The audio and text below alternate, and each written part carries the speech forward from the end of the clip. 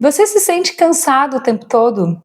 Sente que seu corpo tem dificuldade em regular a própria temperatura num ambiente muito quente ou muito frio? Sente que seu coração dispara do nada, sem motivo aparente, ou você fica tonto quando se levanta muito rápido? Muitas pessoas convivem com esses sintomas por anos, sem saber que isso pode estar relacionado a uma condição chamada desautonomia.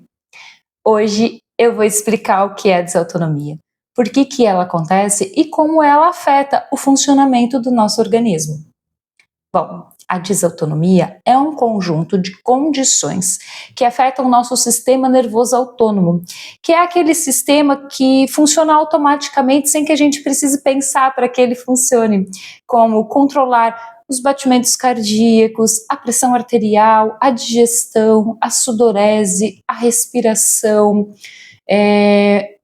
a liberação de substâncias químicas no corpo, o controle da própria temperatura.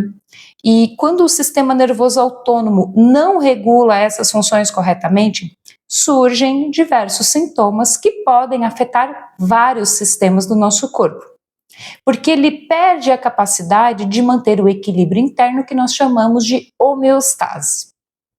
Bom, o sistema nervoso autônomo tem duas partes principais. A primeira é o sistema simpático, que é aquele que prepara o nosso corpo para a ação, também chamado de sistema de luta ou fuga. E o sistema parasimpático, que é o segundo, ele é aquele responsável pelo nosso descanso, relaxamento e recuperação do organismo. Esses dois sistemas juntos funcionam como um equilíbrio fisiológico, mas se esse equilíbrio se perde, podem surgir uma resposta inadequada ou exagerada do nosso corpo aos estímulos. Os sintomas da desautonomia podem variar bastante, mas alguns são muito frequentes. Entre eles, eu cito tontura, sensação de desmaio, visão turva, taquicardia ou bradicardia, que é a elevação ou a redução da frequência cardíaca, intolerância ao exercício, dificuldade de regular a temperatura do corpo, visão turva, alterações gastrointestinais, essas são bem desagradáveis, tá? Brain fog. Brain fog é aquela sensação de confusão mental ou dificuldade de se concentrar. E como esses sintomas envolvem diferentes sistemas, o nosso corpo reage então de forma exagerada e por isso muitas vezes o diagnóstico pode demorar. A desautonomia, ela pode aparecer em diferentes condições médicas. Uma é muito conhecida, que é chamada de POTS, que é a que eu tenho, que é a síndrome da taquicardia postural ortostática. Ela ocorre quando a frequência cardíaca ela se eleva muito rápido só pelo fato de eu ficar na posição em pé. Mas a desautonomia também pode estar associada a outras condições, como neuropatia autonômica, que é quando acontece um dano direto aos nervos autonômicos e muitas vezes está relacionado a doenças metabólicas ou autoimunes.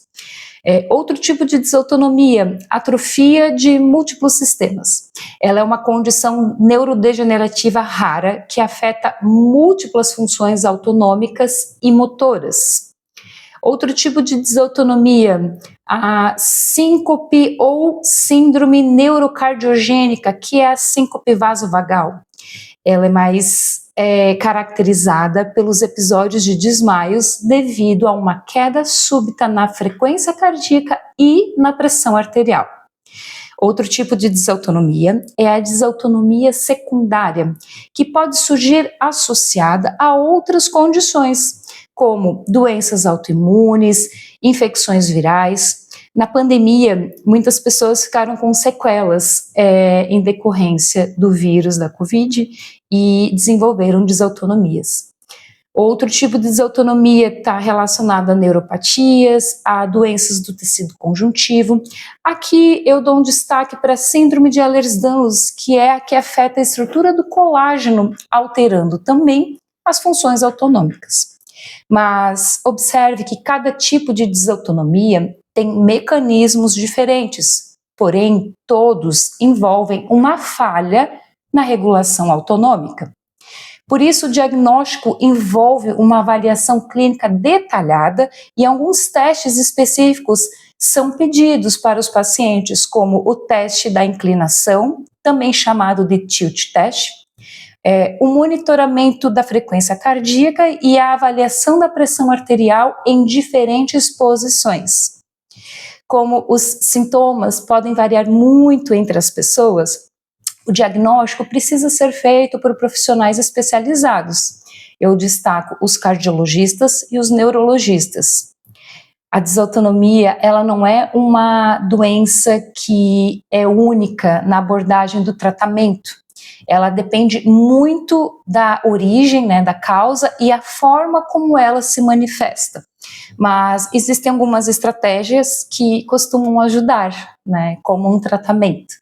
Isso inclui o aumento da hidratação. Eu tenho me hidratado muito agora no verão, isso ajuda bastante a reduzir a sensação de desmaio. O manejo do sal na dieta, aqui tomar cuidado, né, se for bem indicado, aumentar a ingesta de sal. Fazer fisioterapia ou reabilitação física gradual, usar alguns tipos de medicamentos específicos em alguns casos, todos prescritos por médicos, tá? E fortalecer as pernas, fazer exercícios de fortalecimento dos membros inferiores para melhorar o retorno venoso. A desautonomia, ela é pouco conhecida, por isso que compreender como o sistema nervoso autônomo funciona é fundamental para reconhecer os sintomas e buscar uma ajuda adequada. A desautonomia é um distúrbio complexo, muitas vezes invisível, mas ela impacta profundamente a qualidade de vida de muitas pessoas. Entender o funcionamento do corpo é o primeiro passo para não ignorar sintomas que são muito importantes. E se você quer aprender mais sobre neurociência, biomedicina, quer aprender mais sobre como seu corpo funciona, sobre a mente, sobre consciência, se inscreva aqui no canal. Aqui eu ajudo a traduzir ciência para a vida real.